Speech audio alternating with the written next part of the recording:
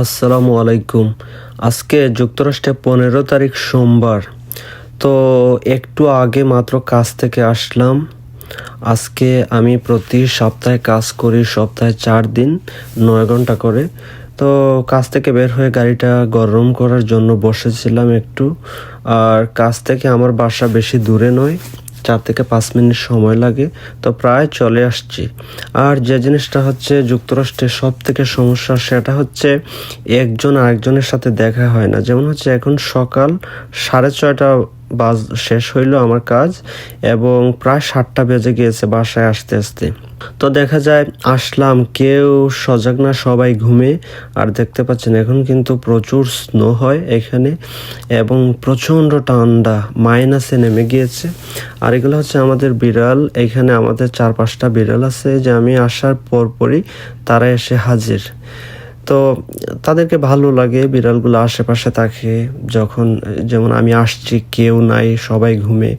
এই যে এটা হচ্ছে কালো বিড়ালের বাচ্চা। এখানে 3টা কালো বিড়ালের বাচ্চা আছে। এই 3টা বাচ্চা বিড়ালকে আবার আমার ভাগ্নে তার মেসে নিয়ে যায়, সে ইউনিভার্সিটিতে লেখাপড়া করে। আজকে যখন বাসায় আসছে 3টাকে নিয়ে আসছে। তো অনেকদিন পরে 3জন মা এবং মায়ের সাথে তাদের যখন দেখা হলো, মনে হলো তাদের যে একটা ঈদের মতো রিইউনিয়ন। হ্যাঁ, এত ভালো লাগছিল সবাই। আর এখানে হাত মুখ ধুয়ে খেতে বসলাম। এখানে আমার পছন্দের ঢেঁড়স ভাজি আছে, তারপর হচ্ছে লেবু নিয়েছি, চিংড়ি ভাজি, তারপরে হচ্ছে আলু ভর্তা, পেঁয়াজ এবং শুকনো মরিচ নিয়েছি, আর আলু ভাজি। একটা কথা না বললেই নয়, এখানে কিন্তু অনেকে মাংস খেতে পারে। হ্যাঁ, প্রায় সবাই মাংস খায়, কিন্তু লেবু কিন্তু সবাই খেতে পারে না। এখানে দেশি লেবুর অনেক দাম। সবাই মাংস খেতে পারলেও কিন্তু লেবু খেতে পারে না।